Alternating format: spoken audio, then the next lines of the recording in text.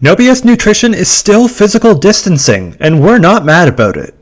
This is a 1-hour food fight against diet culture and its fake science messages. Instead, we're passionate about celebrating real wellness. I'm registered dietitian Hannah McGee. And I'm neuroscience PhD student Tareq Yousef, and this is No BS Nutrition.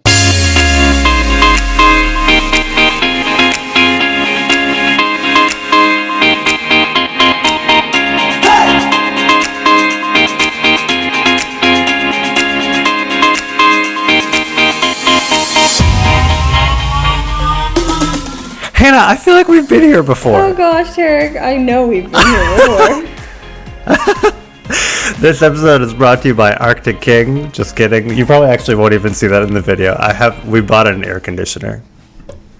Oh really? And it's called Arctic King? Yeah. We're really, Thomas was trying to think of ways, like if we were going to be in isolation for all of summertime. Oh. He was trying to think of like what we might need in case we can't get out. Yeah, I really hope that that's not the case. I know. Yeah. We're just trying to be prepared, I guess. Yeah, we're still using like our fireplace right now. It is kind of chilly in the mornings. It's still chilly in the mornings. Yeah, so we turn on our fireplace in the mornings. I did, so your morning movement ideology is like something I share, but I haven't done in a long time. And I did some movement this morning, and I just like went for a little jog, and it was freezing outside. Like Really? I needed gloves and everything. Yeah. Yeah, the mornings have been cold. I haven't really been going out in the mornings, like outside, to do any sort of movement. We've been going in the afternoons for walks, but it's supposed to be beautiful today here in Moncton. I don't know about Halifax. That's good. Should we come clean to everybody who's listening and watching about Oh yeah, we should what come happened? clean. So we actually we're recording this episode for the second time right now. As every podcaster has to go through this experience. Yeah. But We had some technical difficulties, but we're still fresh. We're still vibrant. fresh. We had like almost 24 I'm wearing the hours same shirt to that I kind of wore when we regroup. recorded it Oh, really? yesterday. But yeah, we're back because we recorded this full episode yesterday, and yeah, we had some technical difficulties, but we're still going to be just as fired up as we were yesterday, and bring you Absolutely. guys the same, Maybe even more so. Yeah, since we've already kind of run through it, we're like rehearsed. We know our shit. Yeah, exactly. You can kind of see my cat in the background. Oh, really? That episode will go down in history as just a lovely hour-long conversation between you and I that we decided to record. Yeah. But for the sake of the podcast, is there anything new that's been going on with you?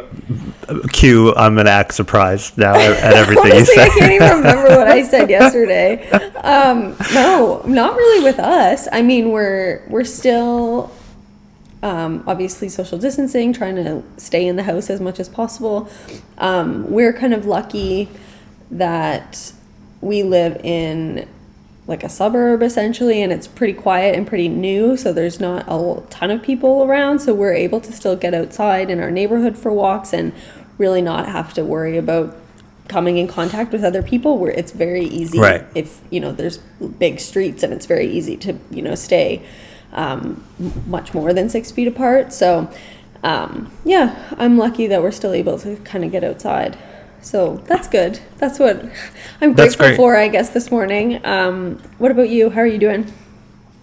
I mean, my neighborhood is like, there's a graveyard, so most of those people don't really move around too much. Right. So, because they're, it's like really quiet. I mean, there's just not much around. Yeah, so same deal here. It's a pretty quiet spot. Even though I live in town, it's like a pretty quiet spot. Okay, at first when you said it's a graveyard, did you say it's beside a graveyard or it's a graveyard? Well, my neighborhood is, I mean, the graveyard is so big. It's like basically half the size of my block. Right. So at first I thought you were like referring to your neighborhood as a graveyard, like it's like really quiet, like everything comes and, here to like, die. yeah, or something like that. And so, but then I realized like there's actually a graveyard in literally your a neighborhood, so graveyard. the people literally are not Yeah. moving.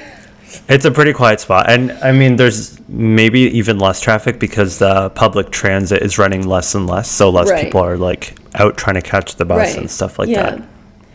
Yeah. Or at fewer times anyway. Yeah. Yeah. It's interesting times. It's we're living weird. in right now. It's weird. It's weird. Yeah, and it's okay to like feel weird about it for sure. I know, Yeah. like I try as much as possible to like limit complaining about things, and but Sure, but yeah, of sometimes there course. are little frustrations that it's okay to have as well. I mean, I think you have to be able to like get your feelings out too. I know I saw a colleague of mine talking on social media last week, just saying that like she misses meeting up with her friends for she goes like what's it called, bouldering or climbing or whatever, Cool. once a week, and she said she really misses that, and like she thinks like she obviously knows there's more important things, and like that she's safe at home, but it's okay to also feel frustrated and miss parts of your life that we were also, you and I were very humble in the first edition of this episode where we talked about all the things we were very privileged to have. Like you were saying, your neighborhood is like really scarce with people, so like you're able to go out pretty safely. We were talking about like I don't even go to the grocery store to get my groceries. I shop online. They literally put it in my trunk and we drive away, like never having come in contact with anyone. I think that's like the biggest reason why, I mean, Thomas and I literally haven't been within 6 foot of a human being, and well, like since it started, we haven't had to be, like we just haven't had to worry about it. So we've been very lucky in that regard. I know people just like don't have that option. Right. And we did discuss that yesterday, how a lot of the things that we're able to still do it's a privilege for sure. Oh yeah, totally. And I saw this headline. This is so terrible. I hate to be the person who's like, I saw this headline and I didn't read the article, so I don't know what it's about. but I saw this headline about how people with depression and anxiety might be faring really well during social isolation. I've read about that too. Did you see that? I've read it might not be the same article, but I've seen a few people talking about that. Like I haven't read anything about it, but I definitely like feel, I mean, I haven't talked about this on the podcast, but I'm trying to be like more open about it. I was diagnosed with PTSD, and as you know, and I definitely like can relate to the idea that like, oh, we're like all staying home and like we don't have to do all these obligations. Actually, I'm super chill with it. Right. Yeah, no, for sure. I think I saw a few posts and discussions about that, like people who live with like really high levels of anxiety or depression, like you mentioned, like are constantly living in that state or a state of anxiety that now people who don't necessarily deal with that day to day are experiencing it. But the people who have anxiety or depression don't feel a difference. Oh, they have like this like, situation. They're like, I don't like feel they're any already different. used to. Yeah, exactly. They're just kind of like, I don't know why I don't feel any worse. And then, their therapists or doctors or whoever are like, oh, well, this is actually because you're constantly living in this state. That this is your baseline. Yeah, exactly. No, and it's true. This isolation is a Tuesday for me. Right. I mean, I'm exaggerating. Obviously, it's a very serious situation. Yeah. But it hasn't been as big as a like shift, I guess, in at least your, like mental state. You know what I mean? In terms that makes sense. I didn't know this, but the Queen of England apparently, I didn't know this, apparently very rarely makes public addresses except for at Christmas time. Right. I was reading that this morning. And she'd only made 3 before or something like that. Once as a child during World War II. Are you serious? And then once when she was a princess, once when Princess Diana passed, and once when her mother passed. Okay. And so the 4th one was for the coronavirus pandemic, which she made yesterday. And well, Canada, if Canadians and other people around the world, like, we're part of the Commonwealth, so the speech was kind of publicized here. And I watched it, and it was like, regardless of whether like someone is pro or anti-monarchy, I think it was just like an interesting indicator of how serious the situation is. Right. That like this person who like never makes a public address made a public address on like a pretty global platform. But the cool thing about it was that she was really trying to say our work now will pay off later. So like whatever efforts we put in now are going to make it so that like we get through the pandemic on good standing, which is like what we've talked about before, kind of that thing of like it may be anxiety inducing, but social or physical distancing and you know, taking care of the people around you by, you know, staying at home is going to pay off. Totally. And it'll be less anxiety overall after the fact. In the long term. Yeah. I agree. I'm sad I didn't watch it now that once I realized like how I didn't know that she has done so few public addresses. Like I didn't realize that. I don't really like I'm not a huge exactly like follower. No, I'm not either. Know, I mean, I don't family and things like that. So I don't really pay that much attention. Love Prince Harry, but that's about it. So I'll have to go back and watch it. Yeah. It was interesting. It was an interesting watch, for sure. Well, maybe I'll ask you, Hannah. What is your BS of the week? I can't. I don't know. I have no idea what it might be. Idea what I'm about to talk about. Okay. So I'm going to do dramatic acting now, and I'm going to do surprise face. Okay. I don't even know. It's so weird now because I've already told you. I almost like don't know how to start, but I'll just, for the listeners, I'll just do it for It'll the be perfect. Yeah. Everyone's on the edge of their seats, but people can't. Oh my! Everyone's their teeth are clenched. They can't wait. So my BS of the week this week, it does have to do again with COVID-19 somewhat, and it does also have to do with what we're gonna lead into talking about in our main topic of this episode. So for those who don't know, those who are not aware, I'm on TikTok. And I know people have a lot of opinions about TikTok. Some people are like, it's for children. Some people, but you know what? Now I've noticed more and more people like millennials and even my dad is on TikTok. Boomers are on TikTok as well. Well, think of like how Twitter started. Like Twitter was kind of the same way. It was like kind of a jokey thing, and then it turned into like this, like basically like business and academic platform. Right. Who knows I don't what know TikTok's if TikTok going to become? Will turn into that, but but anyways, I think more and more people now that they've, you know, a lot of people have a significant amount more time on their hands, so they've joined TikTok for mainly, I think, probably for the humor and, you know, the funny videos, and that's the reason that I joined it initially. But then I realized that there was healthcare professionals using it to spread, you know, messages about health and wellness and medicine, and there's dietitians on there talking about nutrition, and so that's kind of what I aim to do. But and like I said to you yesterday, you know, with social media platforms and people, you know, sharing,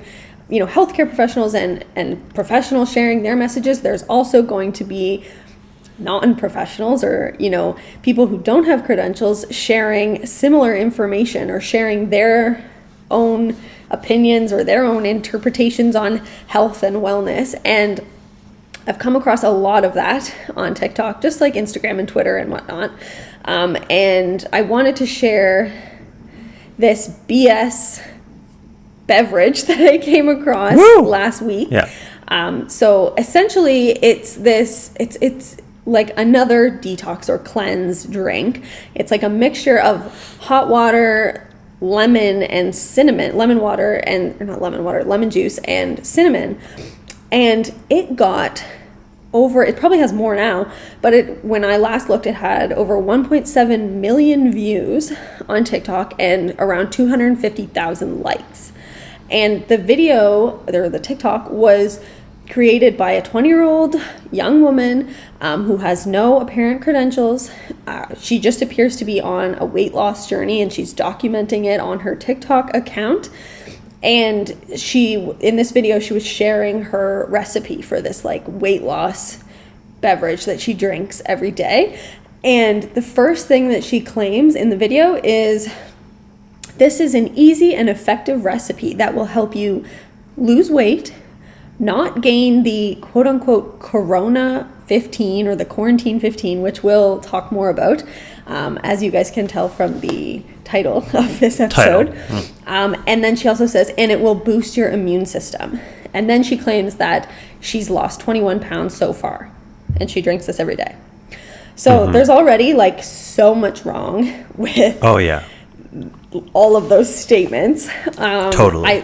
I took me a little while to figure out where to start, but first of all, like, this is BS because, and we've talked about products or certain foods or drinks like this before, but there's no way in hell that this drink alone was like the cause of her losing 21 pounds. No. Literally no way. It's not possible for one ingredient to do that. So for her to claim, like, I've been doing this for, I think she said, like, I've been doing this for 6 weeks or something like that, and I've lost 21 pounds so far, something like that. So I mean, she's basically using it in place of a meal and restricting normal caloric exactly. intake. So if you look at, like, I took a little peek at her TikTok account just to see what else she was posting about, and like I said, it was clear that she's on a weight loss journey. So there's very likely other diet and exercise related things that she's doing, or just straight up restricting food. Like she says, she mentions in the video, I'm an anxious and bored eater, so when I drink this, it helps keep me from snacking. So she's drinking this beverage in place of food. So obviously there's going to be a caloric deficit there that's contributing to her weight loss, not whatever's in the lemon, the cinnamon, and the boiling water. Right. So that's Absolutely. a really harmful message to portray. Like, I've been drinking this and I've lost 21 pounds. No, you're also doing X, Y, and Z and eating less. So that was number one. Number two, like I already said, this is so similar to like other cleanse or detox drinks, and I know yesterday we kind of compared it to the Master Cleanse. Well, that's drink. why I'm surprised. Like, is it just like history repeating itself? Like, are people that bored that they're totally just pretending they're is. making up with something new? Like, this isn't news that people are putting cinnamon and lemon water in for fake diets. It's not. And I did a little bit, actually on my TikTok page, I did a little review of that video and like kind of pointed out why it was BS. And I had some people comment saying like, this is literally just another, detox drink, but she swapped cayenne pepper for cinnamon. It was like, cinnamon's the new cayenne pepper, because that was a huge thing. Right. I remember when I was like a teenager and even in university, cayenne pepper was like the metabolism boosting, quote unquote, spice to add to your like water or your smoothies or whatever. I don't know, there was claims that it boosted your metabolism and helped you burn fat and whatever. Now the same things are said about cinnamon. So anyways, that was, it's just, how can you literally look at, it's like a cup of water, half a lemon juiced, and cinnamon, like half a teaspoon of cinnamon or something like that. How can you look at those things and be like, that just helps you lose so much weight? I don't know, to me that sounds a little bit... Yeah, it's outrageous. Yeah, and honestly, if it was really that easy, I promise you'd be hearing about it from credible sources. Yeah, I know. It's like people think like was really that easy. This thing that's like in your fridge will help you be it will work miracles. And no one has known about it, and there's no evidence whatsoever. Right. But believe me, it's gonna work. Exactly. So it's just. It's BS. But the unfortunate thing is that there's so many young people on TikTok, on this app, that they don't realize, or they're more vulnerable. They don't.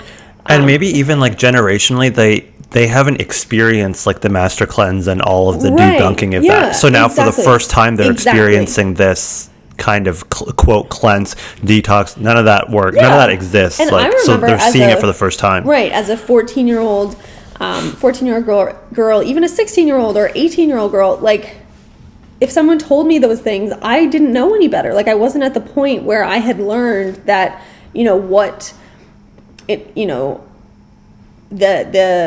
research process and how things actually become, Sure. recommended for health and wellness or weight loss or whatever, and then what's just bunk, right? And I didn't Right. learn that. So for all of these people on TikTok seeing that cinnamon promotes weight loss, they're like, oh, okay, like gotta add cinnamon to my water. I'm gonna lose 21 pounds. But then if they don't lose 21 pounds, they're like, what's wrong with me?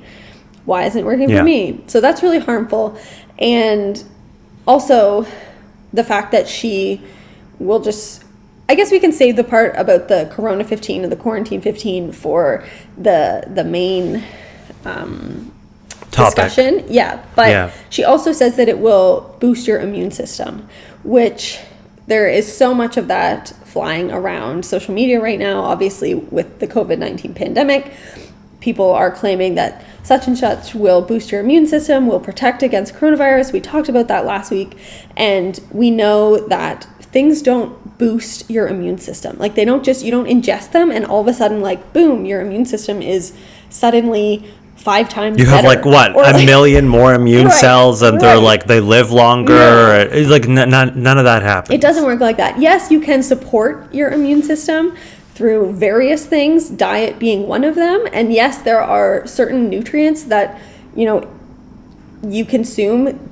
When they get digested and absorbed and utilized in the body, they may contribute to the production of immune cells, or they may contribute to whatever, the cells in the immune response, but they're not. And like we said yesterday, as they would contribute to the rest of your body, And like other it's just things, nutrients too. being used Exactly. up in your body. Right. So it's not one specific thing that you can consume to have this drastic improvement or protection against viruses or illness or whatever. I don't mean to make light of it at all, because it was very serious and I found it very moving. I think you did too. But like, you can also eat like Velveeta shells and cheese for 17 years and be like generally healthy, or like generally alive and well. Yeah. Like, there's no magic potion of like food that's gonna Right.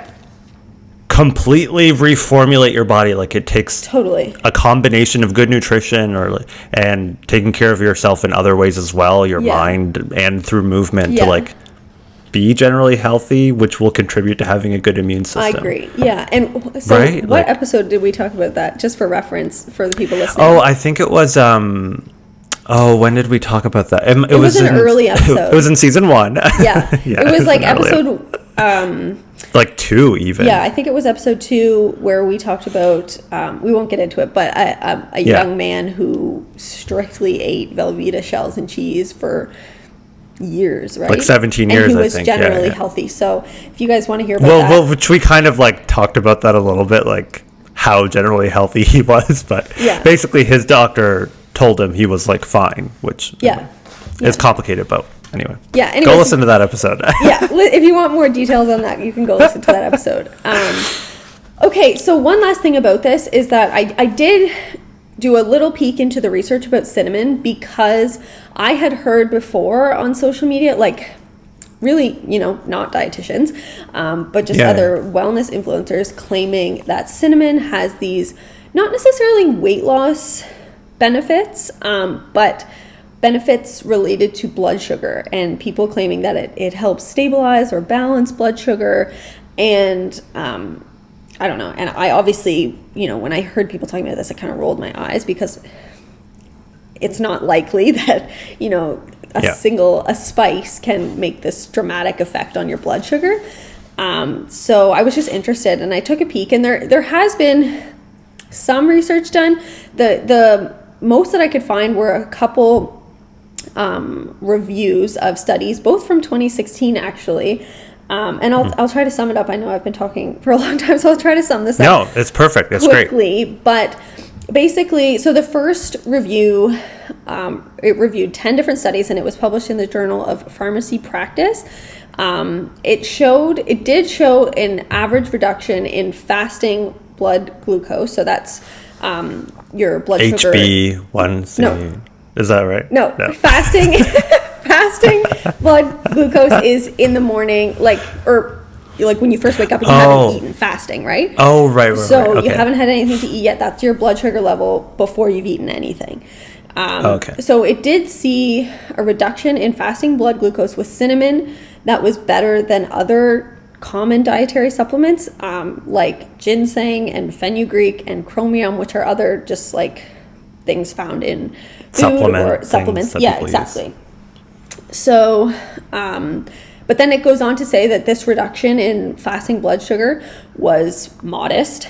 And then in another review from 2016 as well, they found very similar things, that cinnamon supplements added to the regimen or routines of type 2 diabetics had modest effects, very modest, small effects on fasting blood sugar and hemoglobin A1C. So that's the HbA1c that you're talking about, which is a 3-month average of your blood sugar. 3 months, that's what it is. Yeah, okay. So, and they also, the researchers went on, or the people doing this review went on to say that none of the studies, or the vast majority of the studies, the reduction in blood sugar, this very modest reduction, it wasn't big enough to be able to recommend taking cinnamon change in like clinical care. Yes, change in clinical practice. It wasn't, you're not able to recommend taking cinnamon as a treatment for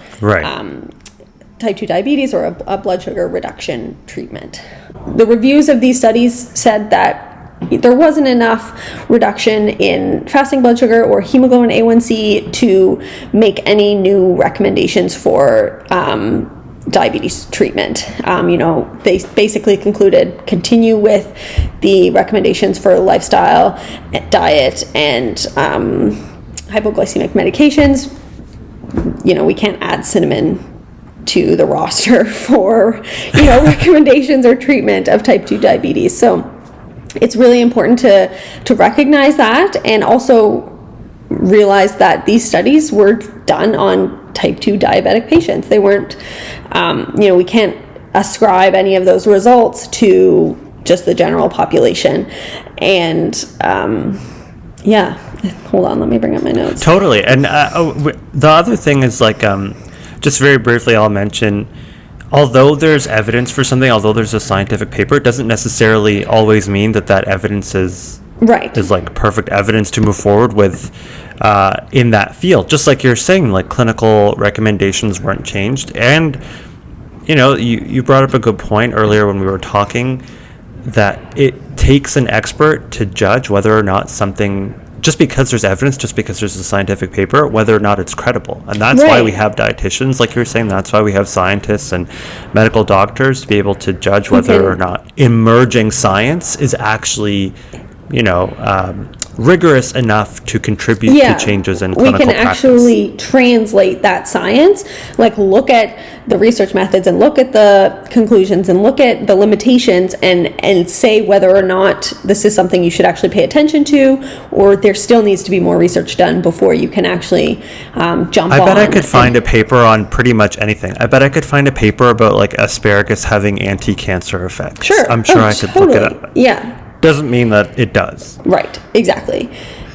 Good. I'm glad that we covered that, and and I think one other thing that I think I mentioned before the video or the audio cutout that I want to kind of reiterate is that also with these type 2 diabetes patients taking cinnamon supplements in these studies, they were also taking hypoglycemic medication or diabetes medication that lowers their blood sugar, and they were probably also making diet and lifestyle changes as well that could have affected their blood sugar, their fasting blood sugar, and their hemoglobin A1C levels as well. So it's really hard to pinpoint cinnamon as the cause of any of those changes. And same goes for this young woman and her TikTok video. She was likely implementing we already know she was eating less because she was drinking this beverage instead of snacking. So you really can't pinpoint the lemon and the cinnamon and the hot water as what's causing her to lose weight. She's three inert substances. Right. Three just like exactly molecules put together in whatever order that she's ingesting, and then totally that are not doing anything magical in the body. It's purely just doing the normal stuff that nutrition would do. Yeah, it's the the calorie deficit that she's likely creating by eating less and probably exercising or whatever else that she's doing that's resulting in her weight loss success, not lemon and cinnamon. Not the Master Cleanse 2.0. Exactly. Yeah. Yeah, absolutely. So, thank you for that BS of the week. Thank you for listening. I was really thank you for listening like 3 times. I was really, you know what? I feel like I did a good job of being fired up. It got better and better every time. Yeah, I was just as fired up the second and third time through. Absolutely. Yeah. Yeah, I feel the burn. Good. Okay. So moving into our main topic, it does have to do a little bit with that BS of the week, but we want to talk about this idea of as this young woman mentioned, and as a lot of people have mentioned, the Corona-15 or the Quarantine-15, which if you've ever heard of the Freshman 15, it's essentially gaining weight during quarantine or during this COVID-19 pandemic because we're isolating at home, or you're spending more time at home because that's what we're recommended to do, is not leave our house as much as possible. A lot of people have on social media have started to complain or worry about gaining weight during this time, and they make jokes or memes or TikToks about how much weight they're going to gain over the next couple months or whatever it is. And a lot of people, just like this TikTok user, are taking advantage of that time to create all these like fake diets and perpetuate their use. Messaging around how to prevent or avoid the Quarantine-15. And like we'll get into with what we'll both be talking about, all of this is really just like a way for people, whether or not they want to admit it, to promote weight stigmatization and weight discrimination. Right, exactly. So essentially, we want to talk about what's wrong with the quarantine, the idea of the Quarantine-15 and people griping about it. And I mean, to start off, essentially it's just diet culture, like weaseling its way into the COVID-19 pandemic. It continues to perpetuate this idea that weight gain and having more weight on your body is always a bad thing, and it's something that needs to be feared and shamed and stigmatized and joked about, poked fun at, and it's ridiculous that I think that during this time where you're staying at home in order to promote the safety of yourself and your family and others, it's getting a bad rap because now we're all gonna gain weight because we're staying at home. Like I really think that whoever started this, and I mean I know it's not one person, right, it's diet culture in general, but has twisted it into being about controlling your weight. Totally. It's fear-based, and it is discrimination against fat people. It's fat shaming. It is. Yeah, it really is. It feeds into fat phobia. It's fat phobic. It's perpetuating that fear of gaining weight or being fat and fat people, and associating it with laziness and ugliness and being inferior to thinner people, which we know is wrong. And I said this briefly when we were first recording this, but I'm not like perfect. I'm not like some pillar of the health at every size community. Like I want to learn, and I'm constantly like teaching myself to like change my thoughts. Yep. And I have learned a lot, and I'm so grateful for that. But I still find myself like sadly putting myself down and thinking of like weight stigmatizing thoughts. But the thing that we want to promote is like, yes, sometimes people have those thoughts because of diet culture, but maybe taking those thoughts to social media and bringing other people down in the process is not the right thing to do. Actually, in fact, it is not the right thing to do. And what we want to reiterate is like, because diet culture and fat phobia is so ingrained in our society, we've all been brought up to, whether you're thin or fat or whatever, we've all been brought up like with the messaging that fat is bad and gaining weight is bad. And so of course, even like, you know, you can do the work and heal your relationship with food and your body, and even work in the health at every size realm and be a part of that community, and still have lingering thoughts about, you know, fear of gaining weight or negative body image or whatever it is. And it's not, and I've seen lots of health at every size and intuitive eating and disordered eating recovery and eating disorder recovery dietitians talk about this and say that because it's so ingrained in our society, it's almost like you're always going to have like thoughts. And I'm sure, you know, as you progress in your journey and you do the work, you know, there'll be fewer and farther between, but they'll still come up. And those thoughts might not translate to behaviors or dangerous behaviors. Exactly.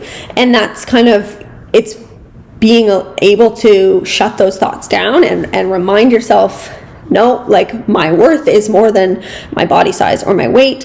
What's more important right now is taking care of my mental health and, you know, things like that. And being able to, kind of shut those things down, recognize that they're fat phobic or that their message is coming from diet culture, and also not, like you said, not sharing them with the public, you know. Yeah, this is not the time to be like retweeting or like posting on Instagram about like all the weight you're going to gain because of all the snacks at your house. Like, that's not helping anybody, and it's definitely not helping yourself. Exactly. It's way more harmful than, you know, providing a handful of people with a laugh. Like, think about all of the other people that you could be hurting by, you know, perpetuating those messages. And you're hurting yourself by having those thoughts. Like, it's a great time to do some self-reflection and think of where those thoughts come from, and think about how you could just like move past them.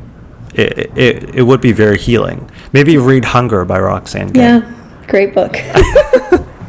We mentioned her. Well, should I get into some science? Yeah, totally. Let's share with me the scientific. Well, at my old school, we used to study all of these papers. That was a really bad Magic School Bus joke. Okay, well, I looked into two different articles. It was really bad. Really, really bad. I looked into two studies for today that I really liked, and I'll go through them very succinctly in the same way that I've done studies before, kind of talking about four different categories. Why did these researchers do this study? What did they find? What does it mean? And what are the limitations? Okay. So the first study is called "Does This Tweet Make Me Look Fat? A Content Analysis of Weight Stigma on Twitter" by Janet Leidecker and colleagues from Yale University in 2016. And we'll include all that information below so people can go find the paper themselves. It's actually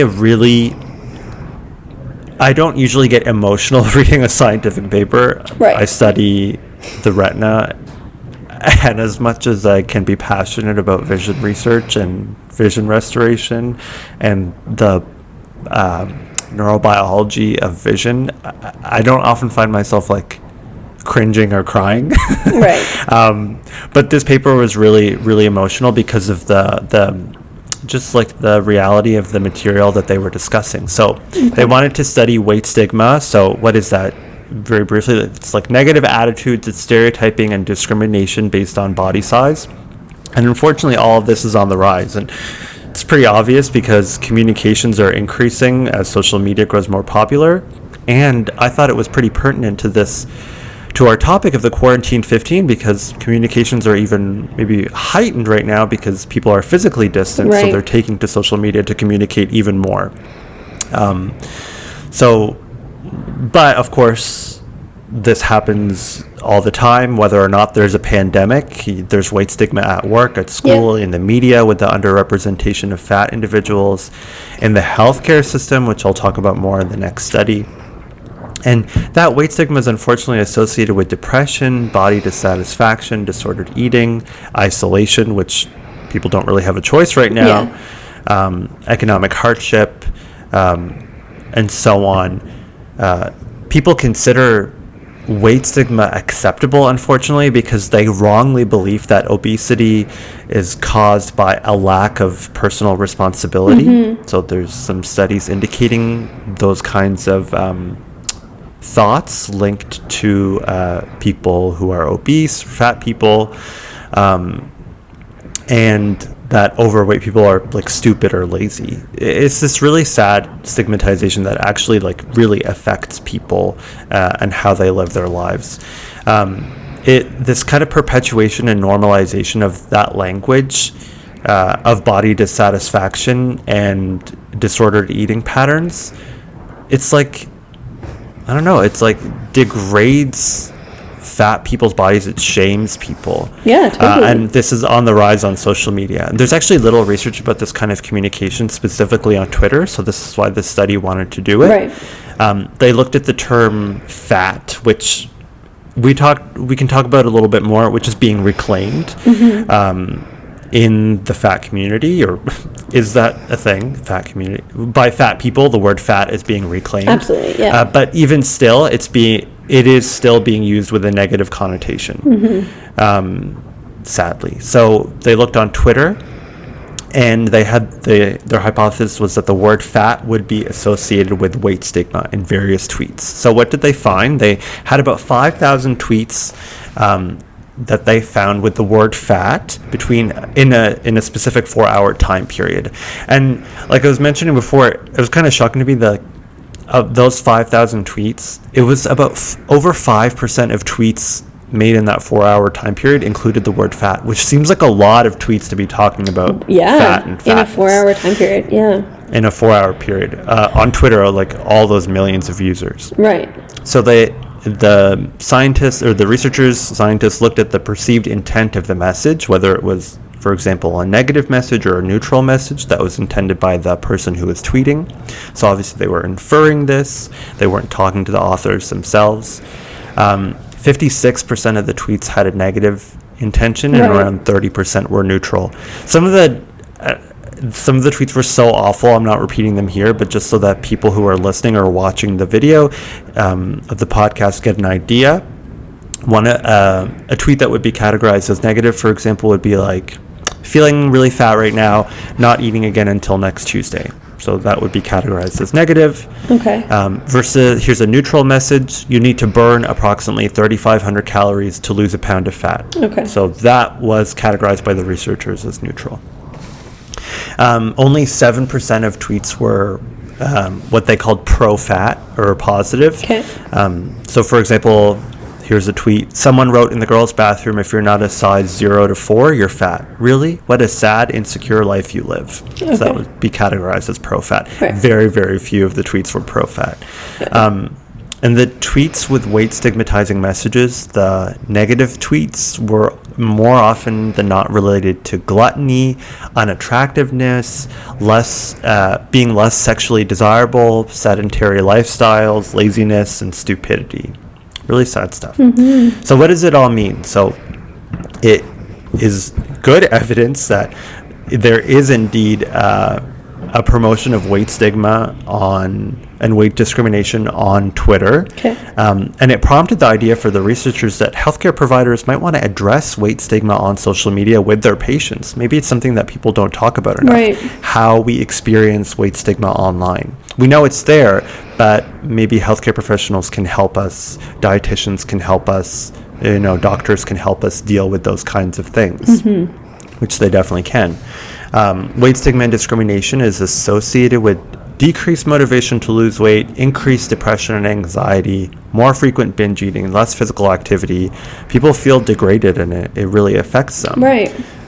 So we do need this kind of like prevention work at reducing the influence of weight stigmatizing messages. So not only kind of teaching people to not tweet out this bad stuff, but maybe we should be using social media platforms to tweet out a body positive messages more often, so that we can kind of flood these social media platforms with positive messages to kind of counteract all the negative messages that are being used to engage youth in more body positivity. Right. So there are some limitations. I think it's an important study, but there are some. They only looked at a subset of tweets at a specific time. Like I said, they were inferring the connotations of the tweets rather than asking the people who authored them, which would also be complicated, what the connotation was supposed to be. But regardless, I think a very important study. What do you think? I think that that's really interesting, and I like that you mentioned the idea that not only like that it's important to put out more fat positive or body positive messages on social media.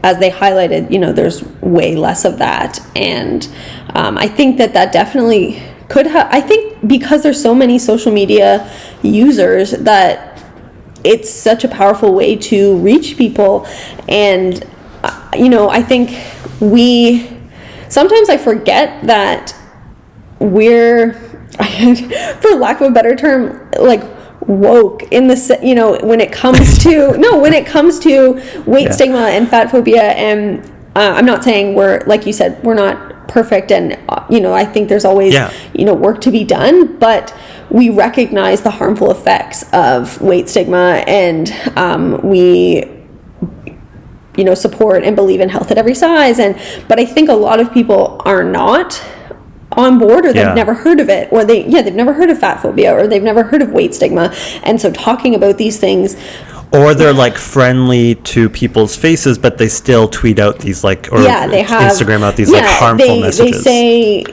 say that they're they're like, I have fat friends or whatever, but they still. Oh my! I mean, like, you took the words right out of my mouth. I have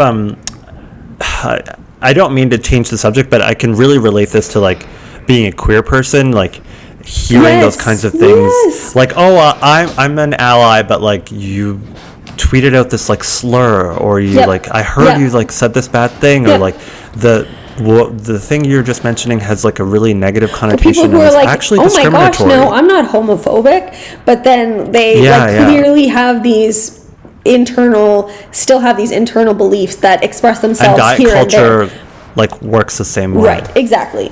So I think that it's really important to absolutely speak out more and share more tweets or posts or things like that that are weight neutral or fat positive and things like that, to get the word out and educate more people, because it really is, social media is such a powerful place because it can reach so many people.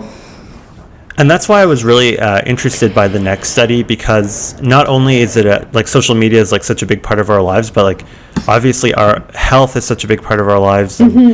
So I really wanted to take a look and see if there was work done on how patients interact with their healthcare workers with regards to how weight-related language is used. So this paper is called Motivating or Stigmatizing Public Perceptions of Weight-Related Language Used by Health Providers. It's also from Yale University. We'll include the information. So why did they do this study? There is evidence, and I think we've talked about this before. Roxane Gay definitely mentions it in her book Hunger. That there's evidence of healthcare providers having negative attitudes towards overweight patients. And then this study wanted to get some information on how patients perceive weight-related language by their healthcare providers. So whether or not it might affect their feelings towards their healthcare provider. You and I were talking about Dr. Yoni Friedhoff on Twitter, who specifically works with patients who are struggling with diet and nutrition. And I'd be really curious to hear what his day-to-day like clinical care language use is like. And I'm sure like a lot of dietitians would have some really interesting things to say about this as well. So what did these researchers find? They found that patients rated the words weight and unhealthy weight as the most desirable terms to be used by their healthcare practitioner. And the terms morbidly obese, fat, and obese were rated as the most undesirable, stigmatizing, and blaming. Okay. And 19% of participants said that they would avoid future medical appointments, and around the same said that they would even seek a new doctor if they felt stigmatized about their weight. Yeah. So what does it all mean? I mean, obviously, if you've been listening to the rest of the episode, we were just talking about like the word fat being a reclaimed word. But here, this study was finding evidence, although it's a few years older, maybe the results would change now. The study was finding evidence that it would be stigmatizing. And it kind of brings up the idea for me that, and I think the researchers talked about it a little bit in their discussion, but people are so individual. Everyone has their own idea of what's accepted or not. So the last thing that I want to say about this paper is that it really brings up the important point that maybe because everybody's so individual, is that healthcare providers, dietitians, doctors, nurses, especially if they're talking about something that might be, emotionally related or like kind of has some sort of baggage claim to it or attached to it that might be, personally, I don't really think the word triggering is the right word, but like has some like personal meaning to it. Or sensitive. Maybe, yeah, something that might be sensitive. That's a great word. Thank you. Maybe, ask the patient who you're talking to what kind of weight-related language they are most comfortable with, if that's what you're going to be talking about. And also what they're most, like, if they're comfortable talking about weight and body size or body image or any of those things. I think, starting off with those questions, like if it's on the healthcare provider's mind to discuss, I think first things first, you should say, are you comfortable talking about this at all? Because if they're not, then you don't talk about it. That's kind of like a key or like a number one step to like person-centered or patient-centered care is like, are you open to talking about this, or are you comfortable talking about this right now? And then, and then if they are asking, what language are you most comfortable with using, or how would you, how do you want to go about having this discussion? I think that's really, really important. And I think that study highlights that for sure. Absolutely. Yeah, those are the two studies I had. Those were great. Thank you. I really enjoyed hearing about them and listening to you. They're really interesting. Share. Yeah.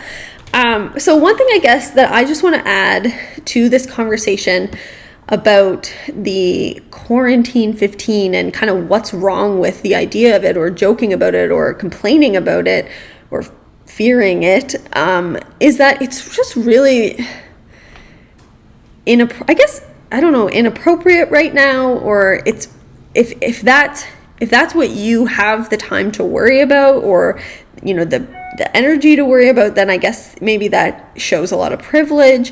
I mean, there's people getting sick. People are having family members that are getting sick. They're worried their family members are going to get sick. They're losing family members and friends. They're losing jobs. They're not able to see their loved ones. They could be isolated, alone. There are way more important things, I think, right now to worry about than gaining some weight. And absolutely. And I hope we've shown some evidence, or like shared some pretty good evidence, that weight stigmatizing language is not just a joke. Like, it is not a joke, and harmful. It affects people's lives negatively. Yeah, I agree. Absolutely. And like, I get wanting to take care of yourself during this time. Absolutely. I'm all for that. And, if that means eating vegetables, that's great. And if that means, doing online workouts, that's great. And, if that makes you feel well in yourself and it helps manage your stress, like, I understand all of those things, but I think it's important maybe to take a look at where those things are coming from and what you consider like taking care of yourself. Because if taking care of yourself is preventing weight gain, there might be something to dig into or reflect on there. And, there may be some greater issues with food and your consumption of diet culture messages and your beliefs around weight and health and things like that. So yeah, I just think that I saw another dietitian mention this on social media. She said, there's two options here. You stay home as much as you can to, stop the spread or reduce the spread, and do your part, and maybe gain weight, like if that may be an outcome because you're moving less or eating more or whatever it is, or you are out and about and you get the coronavirus, or you spread the coronavirus and you end up in the hospital, or someone else ends up hospitalized because of that, because you were afraid of gaining weight. Like, which one do you prefer? And I hope that everyone prefers the first option, right? Because that's what's most important absolutely. right and now. Totally. Yeah. Yeah, there's a lot to think about here. Our behaviors around this time and the way that we communicate with one another are really important, and they're going to affect people in real ways. Yeah. So staying at home does not mean that if you are feeling sorry for yourself for the wrong reasons, that you should bring other people down with you. Right. So try to make your communication worthwhile and positive. Yeah. Words mean things, as Crystal says on the read. Yes, Words mean things. They do. And I think, what was I going to say? I was going to say something and then I forgot. Oh, yeah. And I just wanted to reiterate that we've mentioned this before. We're not, attacking you if you've had those thoughts, if you've had anxiety in the last month or whatever it is around gaining weight right now, or around your eating habits right now.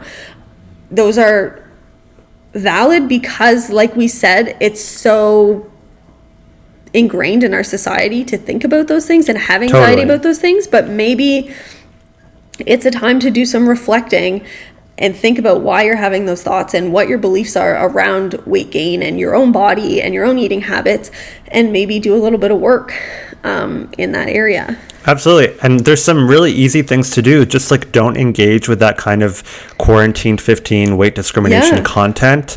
Don't like those pictures. Don't reshare them. Don't retweet them. If someone makes that kind of joke towards you, don't engage with it. Try to flip it on its head, make it something positive, and share some body positivity knowledge, or share the knowledge that this is actually really harmful. Yeah, and consume more body positive and messaging around intuitive eating and positive body image and positive relationships with food and exercise and all of those things. And yeah, I mean, it's really, what's most important right now is, yes, of course, steering away from perpetuating that messaging and resharing that messaging and participating in it, but also just like showing yourself compassion and kindness. And that may be in the form of eating comfort food. It may be in the form of taking a nap. It may be in the form of exercising.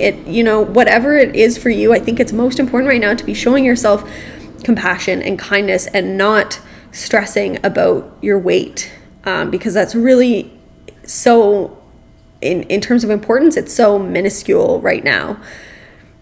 Yeah. Absolutely. Thank you, Hannah. I really appreciate that. Thank you, Tareq. Yeah. Totally. Okay, so I think that kind of wraps up our topic for the week. I hope you guys enjoyed this conversation. I really enjoyed this conversation. Me too. And we're definitely all for canceling the Quarantine-15. Canceled. So yeah, thank you guys for listening. I guess, Tareq, maybe we should get into our little discussion around what's been tasty this week. Yeah, absolutely. Yeah. Do you want to go first, or do you want me to go first? I can go first. Okay. I guess, last week I mentioned that I was trying to keep my meals more simple, just because that's all I've been feeling like doing right now. I haven't felt like making elaborate dinners and doing a ton of meal prep and just keeping things simple. So, and that's fine. That's one of my ways of coping with what's going on right now, is keeping meals and food simple. It's been helping me a lot, but I have also wanted to get creative and still create tasty, delicious meals, although very simple. So what's been tasty for me this week is actually canned corn, which might sound like so weird to some people, but I love canned I didn't corn. realize how much I loved it. Like I definitely don't eat it enough. I find it adds like such a nice little crunch to things. It's so crisp. So Totally. we've been doing a lot of like Mexican inspired meals because they've been really easy. Like we have a lot of canned beans, we have canned corn. And so we've been doing like tacos and burrito bowls and things like that, and adding canned corn to them has been just so delicious to me. And also when you open like a can of corn, we don't usually use the full can at once, so I've kind of had to get creative to find ways to use it up, and make Sure. it, go as far as it can. So that, along with mango salsa, I have been loving, to go along with the little Mexican theme there. But I love that. when I was at the grocery store last, I picked some up because we always have salsa on hand. But I don't know, I wanted something different, and I love mango, and I love the little bit of sweetness that it adds to the salsa. So canned corn and mango salsa on tacos, burrito bowls, just with like nacho chips, has been so good. I love that. That's awesome. It sounds delicious. I love corn. It is delicious. So good. So what about you? Well, I don't know how to even say this or how to start this, but I'm changing my tasty from what it was yesterday. Oh, okay. You're surprising me. Yeah, I am surprising a little bit. I guess what I'll say is like, not only has, have these past couple weeks been really difficult because of isolation possibly, but I've been experiencing a lot of grief recently because of something that happened in my life. And it's been really, really hard. And I found myself really struggling to feel empowered and feel like I love myself again. Is this like too deep? No. Okay. But, through small changes, and like, it's been taking a lot of time, and I still think it will take a lot of time to get past that. But I have been slowly like regaining more self-esteem and, love for myself again, a little bit, like every day, just like with, kind of having more quiet time and resting, and I don't know, trying to like reconcile everything that's been happening. And I think I just wanted to share that my tasties, I didn't really get to celebrate this at all because of the timing of everything. Yeah. But I'm really proud of myself. I won my university's 3-minute thesis competition. Yeah. And for people who are listening, if they don't know, the 3-minute thesis competition is a competition for graduate students, where they have to condense a talk about their thesis work into 3 minutes. And the whole point of it is that you're trying to do, what we do on the podcast, communicate work in a concise, understandable, and hopefully engaging manner. And I won out of Amazing. I think it was initially like 80 students who were competing, and I got the top prize and the People's Choice Award. And so many people helped me, and I'm so grateful for them. And I'm also like really proud of myself. It was one of the first times, honestly, in like maybe 6 years that I've ever felt proud of myself and confident. It had been a long time since I had that feeling, and I really lost that feeling over the past month. But I'm slowly trying to get back to that place where, I feel worth it, and I feel, I put in the work, and the outcome was deserved. Honestly, I'm like... Anyway, so that's my tasty. Is myself. I guess that's so like... No, that's brag, amazing. But... No, I'm like trying not to smile so hard right now because I'm so proud of you. Like, you should be proud of yourself. Excuse me. And, we're just going to cough into our homeless here. Dabbing. I was dabbing. But anyway. No, you so deserve to be so proud of yourself. And honestly, not just for this, but for so many reasons, because you're just overall amazing human being.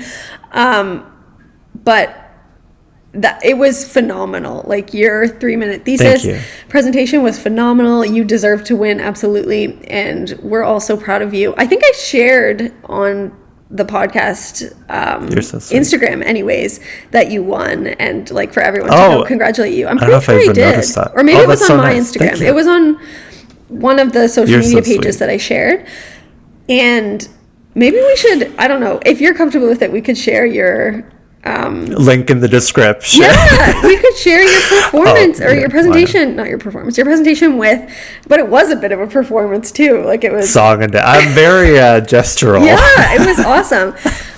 The mic really limits that for me Right. here, but usually I talk a lot with my hands. Yeah. So yeah, we could, if you're comfortable, we could share that for other people to. Oh, thank you. to see. It means a lot that you liked it. That means a Yeah, lot. I think everyone would. It was really good. Thank you so yeah. much. You're Well, awesome. actually, maybe that. Thank you. Maybe that brings us to the point which something that we didn't do for season 2, episode 1. Oh, I know. Ooh, sadly, We're bad podcasters. we have to plug ourselves, and it's so. I feel weird, but we I know. have to plug. You have to please go subscribe to the podcast on whatever platform. Subscribe to our YouTube channel. All the links are in the description. Yeah. Go follow us on Twitter. Go follow us on Instagram. It really helps. It does. And people should. Should people know?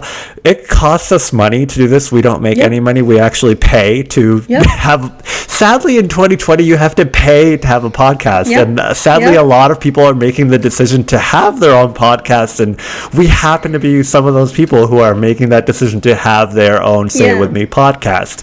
So, yeah, it would really help. I need an olive oil sponsorship. I'm putting that out there. I started this podcast off by saying my air conditioners from Arctic King. I'm waiting for that email to come. Keeping us cool while we record. But yeah, it really would help. Follow, like, comment, leave a rating, leave a 5-star review if Yeah, you we would enjoyed love this. that. We'd love to hear from you. Send us some of your own thoughts. Send us some BSs that maybe we Oh missed my gosh, I online. love when people send in stuff for us to talk about for BS of the week. It's my favorite thing. Absolutely, yeah. Fill our DMs. Get our family members out of our DMs. They support us enough. We want to hear from you. Totally. Yeah. Yeah, definitely. We love the recommendations. We love your reviews. So anything, we want to hear from you guys. We love hearing from you guys. It makes us feel like a Hit that community. subscribe button. Yes, please. Wherever it Hit is. the button. Oh God, that was so cringy. It's somewhere around here. Yeah. All right, you guys. Well, thank you again for listening. We hope that you're staying safe and healthy and showing yourself some compassion, just being kind to yourself right now, and canceling the Quarantine-15. Yeah, and stay home. Please, stay the Blazes home. Stay the ladies If you're home. from Bye. the Maritimes, you'll get that. Okay. Yeah. Bye, guys. Bye.